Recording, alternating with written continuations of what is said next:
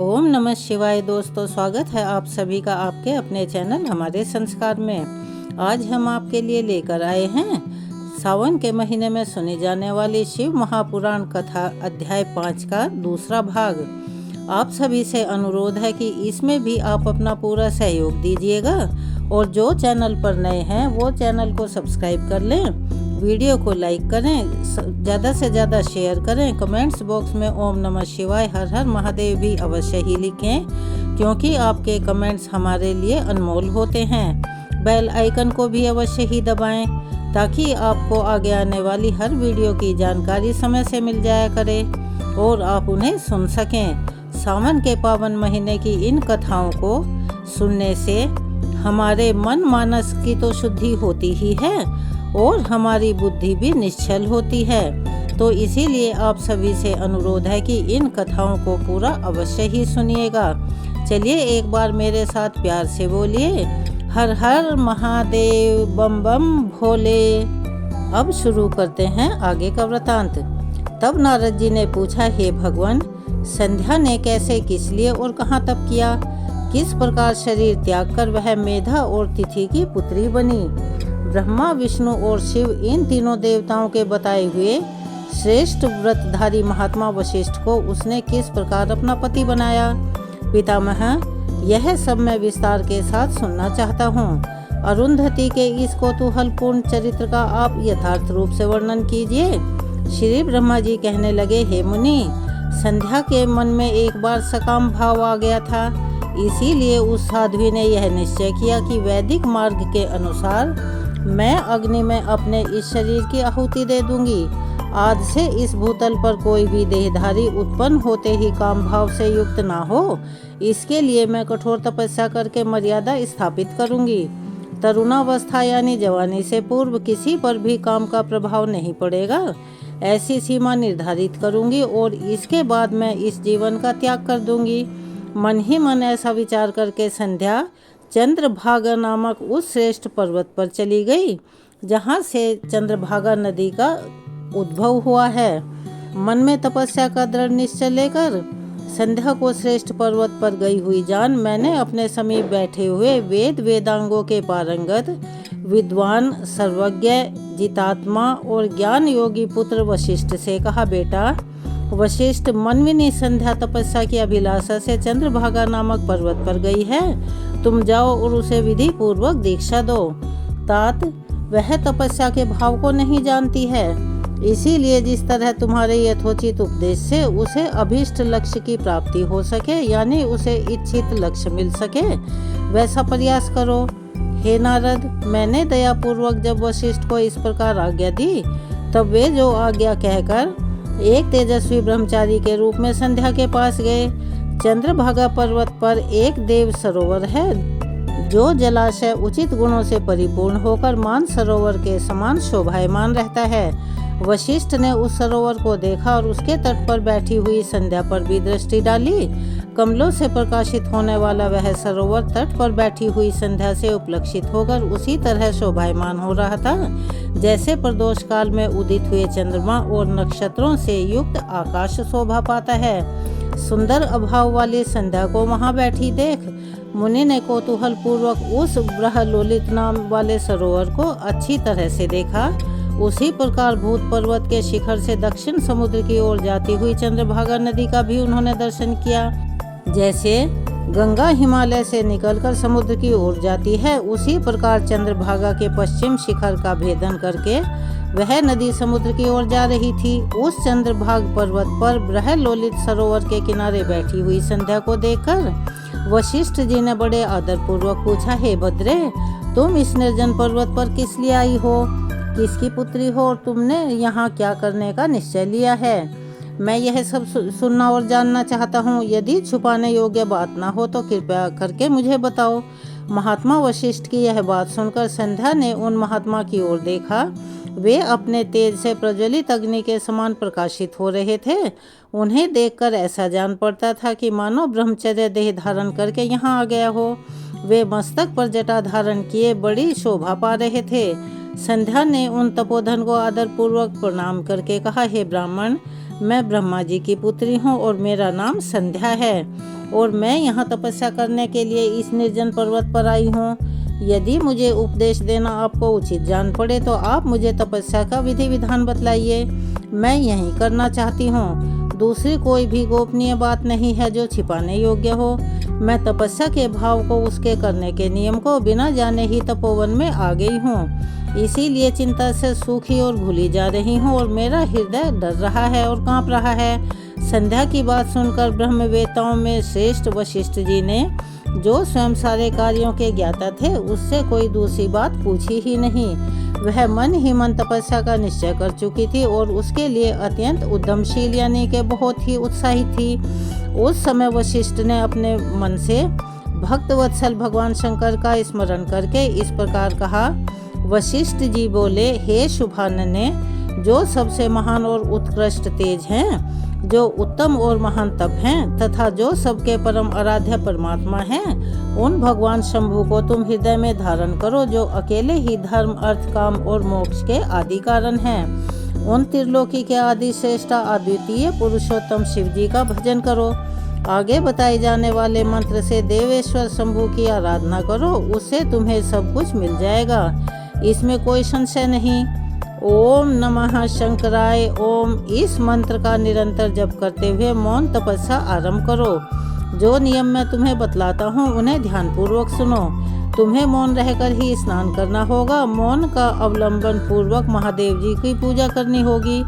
प्रथम 2 बार छठे समय में तुम केवल जल का पूर्ण आहार कर सकती हो, यानी कि पेट भर पानी पी सकती हो। जब तीसरी बार छठा समय आए तब केवल उपवास किया करो। इस तरह तपस्या की समाप्ति तक छठे काल में जलाहार और उपवास की क्रिया होती रहेगी। देवी, इस प्रकार की जाने वाली मौन तपस्या ब्रह्मचर्य का फल देने वाली तथा संपूर्ण इच्छित मनोरथों को पूर्ण करने वाली होती है। यह सत्य है और इसमें कोई भी शंका नहीं है। अपने चित्त में ऐसा शुभ उद्देश्य लेकर इच्छा के अनुसार शंकर जी का चिंतन करो। वे प्रसन्न होने पर तुम्हें अवश्य ही तुम्हारे इच्छित फल प्रदान करेंगे। इस तरह संध्या की तपस्या करने की विधि का उपदेश देकर मुनिवर वशिष्ठ यथोचित रूप से उनसे विदा लेकर वहीं से अंतर ध्यान हो गए। श्री ब्रह्मा जी कहते हैं, मेरे पुत्रों में श्रेष्ठ महाप्राज्ञ नारद जी तपस्या के नियम का उपदेश देकर जब वशिष्ठ अपने घर चले गए, तब के उस विधान को समझकर संध्या मन ही मन बहुत प्रसन्न हुई। फिर तो वह आनंद के साथ मन से तपस्विनी के योग्य वेश बनाकर वह लोलित सरोवर के तट पर ही तपस्या करने लगी। वशिष्ठ जी ने तपस्या के लिए जिस मंत्र को साधन बताया था, उसी से उत्तम भक्ति भाव के साथ वह भगवान शंकर की आराधना करने लगी। उसने भगवान शिव में अपने चित्त को लगा दिया और एकाग्र मन से वह बड़ी भारी तपस्या करने लगी। उस तपस्या में लगे हुए उसके 4 युग बीत गए। तब भगवान शिव उसकी तपस्या से संतुष्ट होकर बड़े प्रसन्न हुए तथा बाहर, भीतर और आकाश में अपने स्वरूप का दर्शन करवाकर जिस रूप का वह चिंतन करती थी, उसी रूप से उसकी आंखों के सामने प्रकट हो गए। उसने मन में जिनका चिंतन किया, उन्हीं प्रभु शंकर को अपने सामने खड़ा देखकर वह अत्यंत आनंद से विभोर हो उठी। भगवान का मुखारविंद बड़ा प्रसन्न दिखाई देता था। उनके स्वरूप से शांति टपक रही थी। वह सहसा डर गई और सोचने लगी कि मैं भगवान हर से क्या कहूँ, क्या मांगूं, किस तरह इनकी स्तुति करूं जिससे ये प्रसन्न हो। इसी चिंता में पड़कर उसने अपने दोनों नेत्रों को बंद कर लिया। नेत्र बंद कर लेने पर भगवान शिव उसके हृदय में प्रवेश करके उसे दिव्य ज्ञान देने लगे। दिव्य वाणी और दिव्य दृष्टि उसे प्रदान की। जब उसे दिव्य ज्ञान, दिव्य दृष्टि और दिव्य वाणी प्राप्त हो गई, तब वह बड़ी कठिनाई से ज्ञात होने वाले जगदीश्वर शिव को प्रत्यक्ष देखकर उनकी स्तुति करने लगी। संध्या बोली, जो निराकार और परम ज्ञान गम्य हैं, जो ना तो स्थूल हैं, ना सूक्ष्म हैं, ना ही उच्च हैं, और जिनके स्वरूप का योगी जन अपने हृदय के भीतर चिंतन करते हैं, उन्हीं लोक सृष्टा आप भगवान शिव को मेरा नमस्कार है।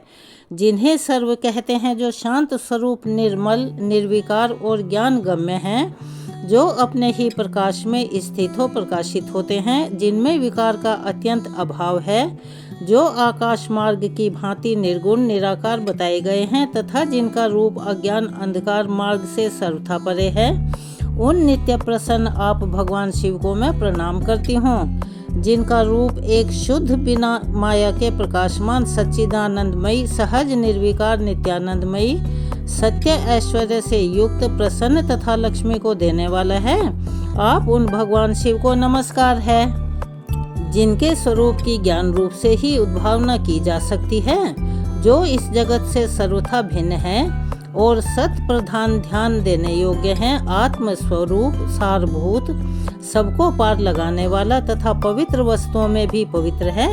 उन आप महेश्वर को मेरा सादर नमस्कार है। आपका जो स्वरूप शुद्ध मनोहर रत्नमयी आभूषणों से विभूषित तथा स्वच्छ कर्पूर के समान गौरवर्ण है, जिसने अपने हाथों में वर अभय शूल और मुंड धारण कर रखा है, उस दिव्य चिन्मयी सगुण साकार विग्रह से सुशोभित आप योग युक्त भगवान शिव को नमस्कार है। आकाश पृथ्वी दिशाएं जल तेज तथा काल यह जिनके रूप हैं, उन आप परमेश्वर को नमस्कार है। प्रकृति और पुरुष जिनके शरीर रूप से प्रकट हुए हैं, अर्थात वे दोनों जिनके शरीर हैं, इसीलिए जिनका यथार्थ रूप अव्यक्त अर्थात बुद्धि आदि से परे है, उन भगवान शंकर को बारंबार नमस्कार है। जो ब्रह्मा होकर जगत की सृष्टि करते हैं, जो विष्णु होकर संसार का पालन करते हैं और जो रुद्र होकर अंत में इस सृष्टि का संहार करेंगे, उन्हीं आप भगवान सदाशिव को मेरा बारंबार नमस्कार है। जो कारण के भी कारण हैं, दिव्य अमृत रूप ज्ञान तथा अनिमा आदि ऐश्वर्य प्रदान करने वाले हैं, समस्त लोकांतरों का वैभव देने वाले हैं, स्वयं प्रकाश रूप हैं तथा प्रकृति से भी परे हैं, उन परमेश्वर शिव को नमस्कार है, नमस्कार है। यह जगत जिनसे भिन्न नहीं कहा जाता, जिनके चरणों से पृथ्वी तक अन्य अंगों से संपूर्ण दिशाएं, सूर्य चंद्रमा कामदेव और अन्य देवता प्रकट हुए हैं, जिनकी नाभि से अंतरिक्ष का आविर्भाव हुआ है, उन्हीं आप भगवान शंभु को मेरा नमस्कार है।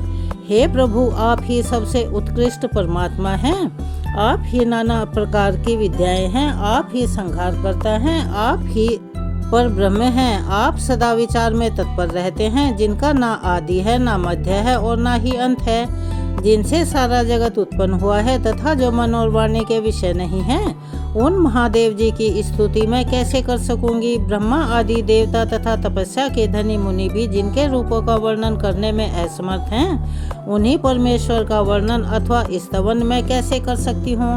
प्रभु, आप निर्गुण हैं, मैं मूढ़ स्त्री आपके गुणों को कैसे जान सकती हूँ। और आपका रूप तो ऐसा है जिन्हें इंद्र सहित संपूर्ण देवता और असुर भी नहीं जानते।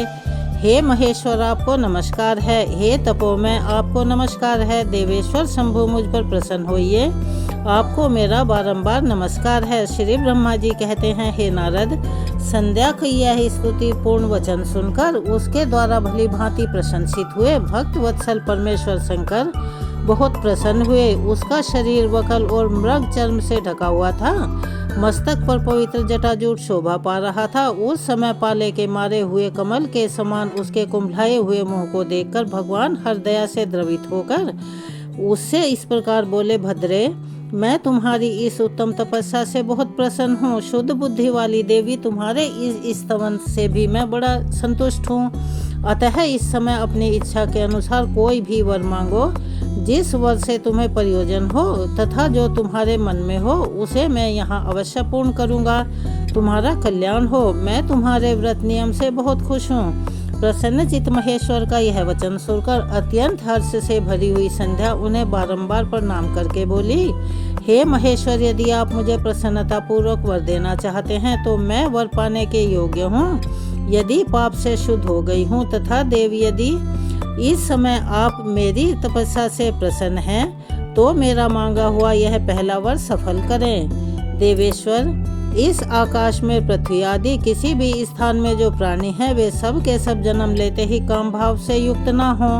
नाथ, मेरी सकाम दृष्टि कहीं ना पड़े। मेरे जो पति हों वे भी मेरे अत्यंत सुहृदय हों। पति के अतिरिक्त जो भी पुरुष मुझे सकाम भाव से देखे, उसके पुरुषत्व का नाश हो जाए, अर्थात वह नपुंसक हो जाए। निष्पाप संध्या का यह वचन सुनकर प्रसन्न हुए भक्त वत्सल भगवान शंकर ने कहा, देवी संध्या, सुनो। भद्रे, तुमने जो जो वर मांगा है वह सब तुम्हारी तपस्या से संतुष्ट होकर मैंने दे दिया। प्राणियों के जीवन में मुख्यतः 4 अवस्थाएं होती हैं। पहली शैशव अवस्था, दूसरी कुमार अवस्था, तीसरी यौवन अवस्था और चौथी वृद्ध अवस्था।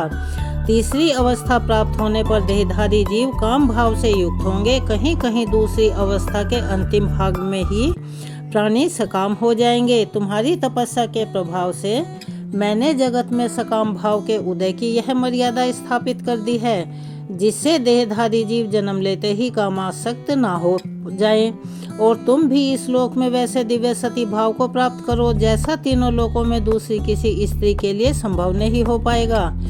पानी ग्रहण करने वाले पति के सिवाय जो कोई भी पुरुष सकाम होकर तुम्हारी ओर देखेगा, वह तत्काल नपुंसक होकर दुर्बलता को प्राप्त हो जाएगा।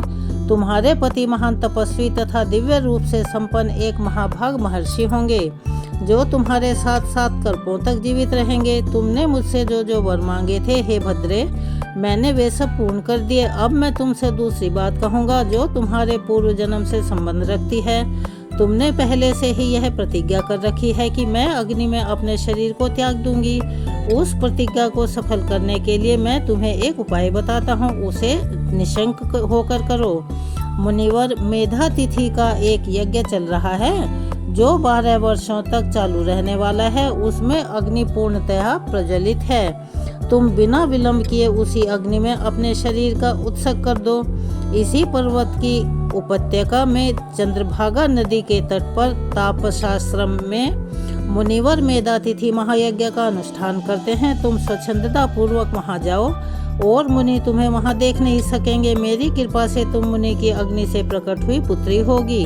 तुम्हारे मन में जिस किसी स्वामी को प्राप्त करने की इच्छा हो, उसे हृदय में धारण कर उसी का चिंतन करते हुए तुम अपने शरीर को उस यज्ञ की अग्नि में होम कर दो।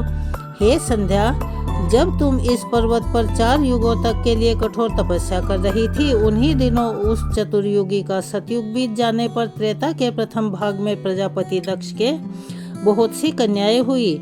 उन्होंने अपनी उन सुशीला कन्याओं को यथायोग्य वरों के साथ विवाह कर दिया।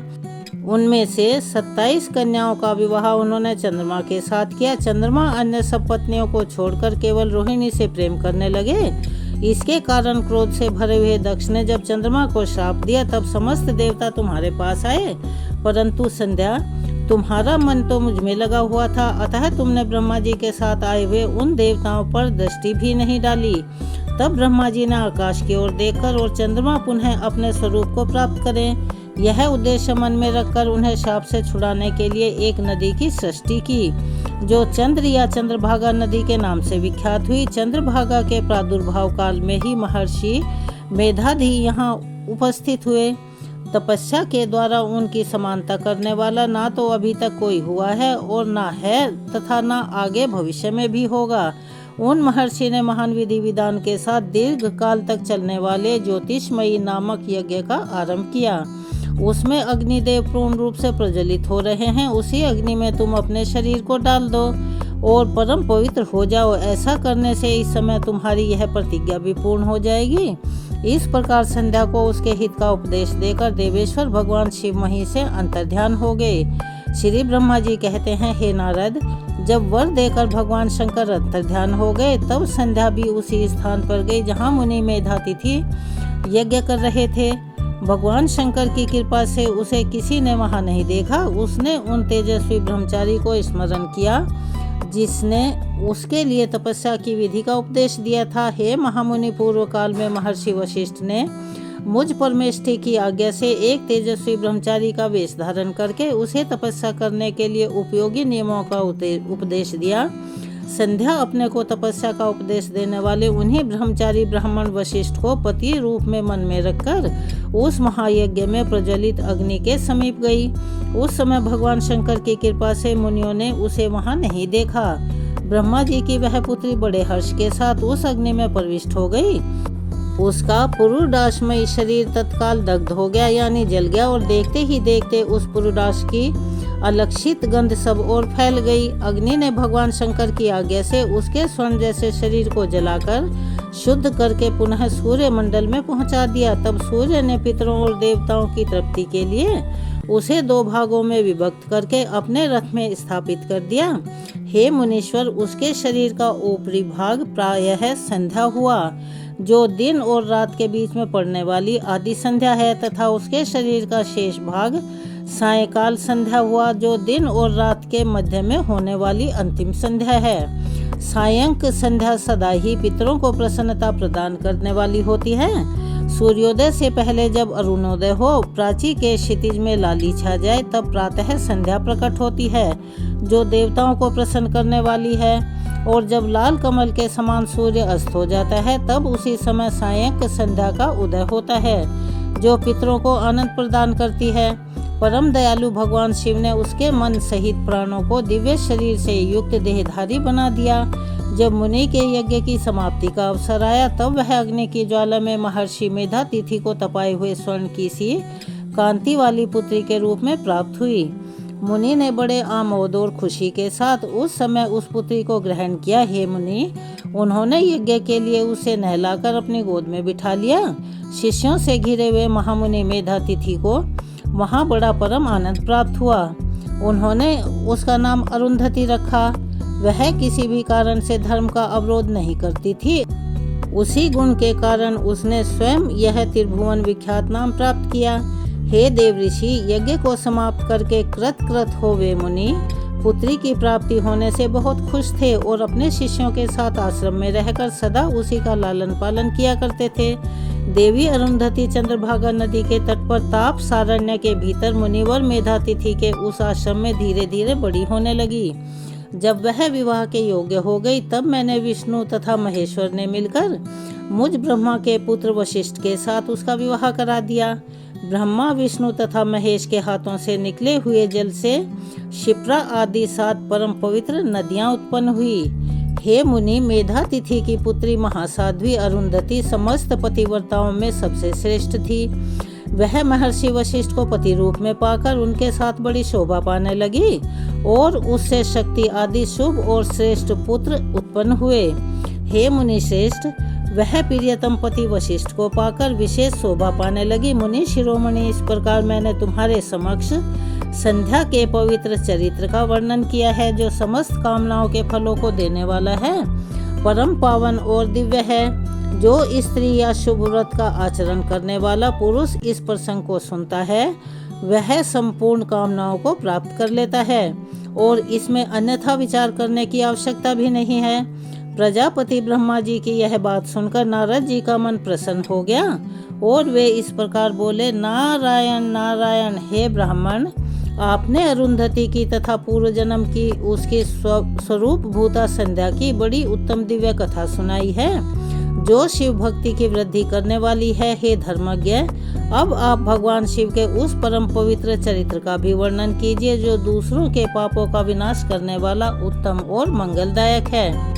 जब कामदेव रति से विवाह करके हर्षपूर्वक चला गया, दक्ष आदि अन्य मुनि भी जब अपने अपने स्थान को पधार गए और जब संध्या भी तपस्या करने के लिए चली गई, तब उसके बाद वहाँ क्या हुआ? तब श्री ब्रह्मा जी कहने लगे, हे विप्रवर नारद, तुम धन्य हो, भगवान शिव के सेवक हो। अतः शिव जी की लीला से युक्त जो उनका शुभ चरित्र है, अब उसे भक्ति पूर्वक और ध्यान पूर्वक सुनो। हे तात, पूर्व काल में एक बार जब मैं मोह में पड़ गया था, तब भगवान शंकर ने मेरा उपहास किया और तब मुझे बड़ा क्रोध हुआ था और शोभ हुआ था। वस्तुतः शिव की माया ने मुझे मोह लिया था, इसीलिए मैं भगवान शिव के प्रति ईर्ष्या करने लगा। और किस प्रकार, यह बताता हूँ, ध्यान से सुनो। मैं उस स्थान पर गया जहाँ दक्षराज मुनि उपस्थित थे। वहीं रति के साथ साथ कामदेव भी था। हे नारद, उस समय मैंने बड़ी प्रसन्नता के साथ दक्ष तथा दूसरे पुत्रों को संबोधित करके वार्तालाप आरंभ किया। उस वार्तालाप के समय मैं शिव की माया से पूर्णतया मोहित था। अतः मैंने कहा, पुत्रों, तुम्हें ऐसा प्रयत्न करना चाहिए जिससे महादेव जी किसी कमनीय कांति वाली स्त्री का पानी ग्रहण करें। इसके बाद मैंने भगवान शिव को मोहित करने का भार रति सहित कामदेव को सौंप दिया। कामदेव ने मेरी आज्ञा मानकर कहा, हे प्रभु, सुंदरी स्त्री ही मेरा अस्त्र है, अतः शिव जी को मोहित करने के लिए अन्य किसी और नारी की सृष्टि कीजिए। यह सुनकर मैं चिंता में पड़ गया और लंबी लंबी सांसें खींचने लगा। मेरे उस निश्वास से राशि राशि पुष्पों से विभूषित बसंत का प्रादुर्भाव हुआ और बसंत और मलयानिल यह दोनों मदन के सहायक हुए। इनके साथ जाकर कामदेव ने वामदेव को मोहने की बारंबार चेष्टा की, परंतु उसे सफलता नहीं मिली। जब वह निराश होकर लौट आया तब उसकी बात सुनकर मुझे बड़ा दुख हुआ। उस समय मेरे मुख से जो निश्वास वायु चली उससे मरगणों की उत्पत्ति हुई। उन्हें मदद की सहायता के लिए आदेश देकर मैंने पुनः उन सबको शिव जी के पास भेजा, परंतु महान प्रयत्न करने पर भी वे भगवान शिव को मोह में नहीं डाल सके और कामदेव सपरिवार वापस लौट आया और मुझे प्रणाम करके अपने स्थान को चला गया। उसके चले जाने पर मैं मन ही मन यह सोचने लगा कि निर्विकार तथा मन को वश में रखने वाले योग परायण भगवान शंकर किसी स्त्री को अपनी सहधर्मिणी बनाना कैसे स्वीकार करेंगे। बस यही सोचते सोचते मैंने भक्ति भाव से उन भगवान श्री हरि का स्मरण किया जो साक्षात शिव स्वरूप तथा मेरे शरीर के जन्मदाता हैं। मैंने दीन वचनों से युक्त शुभ स्तोत्रों द्वारा उनकी स्तुति की। उस स्तुति को सुनकर भगवान शीघ्र ही मेरे सामने प्रकट हो गए। उनके 4 हाथ शोभा पा रहे थे, नेत्र प्रफुल्ल कमल के समान सुंदर थे। उनके हाथों में शंख चक्र गदा और पद्म धारण कर रखे थे। उनके श्याम शरीर पर पीताम्बर बड़ी शोभा पा रहा था। वे भगवान श्री हरि भक्त प्रिय हैं और उन्हें अपने भक्त बहुत प्यारे हैं। सबके उत्तम शरणदाता उन श्री हरि को उस रूप में देखकर मेरे नेत्रों से प्रेम के अश्रुओं की धारा बह चली और मैं गदगद कंठ से बारंबार उनकी स्तुति करने लगा। मेरे उस स्तोत्र को सुनकर अपने भक्तों के दुख दूर करने वाले भगवान श्री हरि बहुत प्रसन्न हुए और शरण में आए हुए मुझ ब्रह्मा से बोले, महाप्राज्ञ विधाता, हे लोक सृष्टा ब्राह्मण, तुम धन्य हो। बताओ तुमने किस लिए आज मेरा स्मरण किया है और किसके निमित्त यह स्तुति की जा रही है। तुम पर इस समय कौन सा महान दुख आ पड़ा है, उसे मेरे सामने इस समय कहो।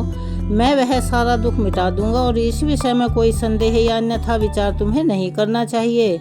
तब ब्रह्मा जी ने सारा प्रसंग सुनाकर कहा कि हे केशव, यदि भगवान शिव किसी तरह पत्नी को ग्रहण कर ले तो मैं सुखी हो जाऊंगा। मेरे अंतकरण का सारा दुख दूर हो जाएगा। इसी के लिए मैं आपकी शरण में आया हूँ। मेरी यह बात सुनकर भगवान मधुसूदन हंस पड़े और मुझे लोक सृष्टा ब्रह्मा का हर्ष बढ़ाते हुए मुझसे शीघ्र ही यूं बोले, विधाता, तुम मेरा वचन सुनो, यह तुम्हारे भ्रम का निवारण करने वाला है। मेरा वचन ही वेद शास्त्र आदि का वास्तविक सिद्धांत है। शिव ही सबके कर्ता भरता और संघर्ता है। वे ही परात्पर हैं, ब्रह्म परेश, निर्गुण, नित्य, अनिर्देश, निर्विकार, अद्वितीय, अचित्य, अनंत, सबका अंत करने वाले स्वामी और सर्वव्यापी परमात्मा और परमेश्वर हैं। सृष्टि, पालन और संहार के कर्ता, तीनों गुणों को आश्रय देने वाले, व्यापक, ब्रह्मा, विष्णु और महेश नाम से प्रसिद्ध, रजोगुण, सत्वगुण और तमोगुण से परे हैं। माया से ही भेद युक्त प्रतीत होने वाले, निरह, माया रहित, माया के स्वामी या प्रेरक, चतुर, सगुण, स्वतंत्र, निर्विकल्प, आत्माराम, भक्त, परवश, सुंदर विग्रह से सुशोभित, योगी, नित्य योग परायण, योग मार्गदर्शक, गर्भहारी, लोकेश्वर और सदा दीन वत्सल हैं। तुम उन्हीं की शरण में जाओ, सर्वात्मना शंभु का भजन करो। इससे संतुष्ट होकर वे तुम्हारा कल्याण अवश्य ही करेंगे। हे ब्राह्मण, यदि तुम्हारे मन में यह विचार हो कि शंकर पत्नी का पानी ग्रहण करें तो शिवा को प्रसन्न करने के उद्देश्य से शिव का स्मरण करते हुए उत्तम तपस्या करो। अपने उस मनोरथ को हृदय में रखते हुए देवी शिवा का ध्यान करो। वे देवेश्वरी यदि प्रसन्न हो जाएं तो वे सारा कार्य ही सिद्ध कर देंगी। और यदि शिवा सगुण रूप से अवतार ग्रहण करके लोक में किसी की पुत्री हो, मानव शरीर ग्रहण करें तो वे निश्चय ही महादेव जी की पत्नी हो सकती हैं। हे ब्राह्मण, तुम दक्ष को आज्ञा दो, वे भगवान शिव के लिए पत्नी का उत्पादन करने के निमित्त स्वतः भक्ति भाव से प्रयत्न पूर्वक तपस्या करें। हे तात, शिवा और शिव दोनों को भक्त के अधीन जानना चाहिए। वे निर्गुण पर ब्रह्म स्वरूप होते हुए भी स्वेच्छा से सगुण हो जाते हैं। हे विधेय भगवान, शिव की इच्छा से प्रकट हुए हम दोनों ने जब उनसे प्रार्थना की थी तब पूर्व काल में भगवान शंकर ने जो बात कही थी उसे याद करो। हे ब्राह्मण, अपनी शक्ति से सुंदर लीला विहार करने वाले निर्गुण शिव ने स्वेच्छा से सगुण होकर मुझको और तुमको प्रकट करने के पश्चात तुम्हें तो सृष्टि कार्य करने का आदेश दिया और उमा सहित उन अविनाशी सृष्टिकर्ता प्रभु ने मुझे उस सृष्टि के पालन का कार्य सौंपा था। फिर नाना लीला विशारद उन दयाल स्वामी ने हंसकर आकाश की ओर देखते हुए बड़े प्रेम से कहा था, हे विष्णु, मेरा उत्कृष्ट रूप इन विधाता के अंग से इस लोक में प्रकट होगा जिसका नाम रुद्र होगा। रुद्र का रूप ऐसा ही होगा जैसा मेरा है, वह मेरा पूर्ण रूप होगा। तुम दोनों को सदा उसकी पूजा करनी चाहिए। वह तुम दोनों के संपूर्ण मनोरथों को सिद्ध करने वाला होगा। वही जगत का प्रलय करने वाला होगा। वही समस्त गुणों का दृष्टा, निर्विशेष और उत्तम योग का पालक होगा। यद्यपि तीनों देवता मेरे ही रूप हैं, फिर भी विशेषतः रुद्र मेरा पूर्ण रूप होगा। पुत्रों, देवी उमा के भी 3 रूप होंगे। एक रूप का नाम लक्ष्मी होगा जो इन श्री हरि की पत्नी होगी। दूसरा रूप ब्रह्म पत्नी सरस्वती है। तीसरा रूप सती के नाम से प्रसिद्ध होगा। सती उमा का पूर्ण रूप होंगी और वे ही भावी यानी के आगे पैदा होने वाले रुद्र की पत्नी होंगी। ऐसा कहकर भगवान महेश्वर हम सब पर कृपा करने के पश्चात वहां से अंतर्ध्यान हो गए और फिर हम दोनों सुखपूर्वक अपने अपने कार्य में लग गए। हे ब्राह्मण, समय पाकर मैं और तुम दोनों सपत्नी हो गए और साक्षात भगवान शंकर रुद्र के नाम से अवतीर्ण हुए। वे इस समय कैलाश पर्वत पर निवास करते हैं। हे ब्रजेश्वर, अब शिवा भी सती नाम से अवतीर्ण होने वाली हैं, अतः तुम्हें उनके जन्म के लिए एक ही प्रयास करना चाहिए। ऐसा कहकर मुझ पर बड़ा भारी दया करके भगवान विष्णु अंतर्ध्यान हो गए और मुझे उनकी बातें सुनकर परम आनंद प्राप्त हुआ। आज की कथा को हम यहीं विराम देते हैं। इससे आगे की कथा हम आपको अपनी अगली वीडियो में सुनाएंगे। एक बार मेरे साथ प्यार से बोलिए, हर हर महादेव, बम बम भोले। अगर आप चैनल पर नए हैं तो प्लीज़ चैनल को सब्सक्राइब करें, वीडियो को लाइक करें, ज़्यादा से ज़्यादा शेयर करें, बेल आइकन को भी दबाना ना भूलें। कमेंट्स बॉक्स में ओम नमः शिवाय, हर हर महादेव अवश्य ही लिखें। अपना प्यार और सहयोग हमें ऐसे ही प्रदान करते रहें क्योंकि वो हमारे लिए अनमोल होता है। धन्यवाद।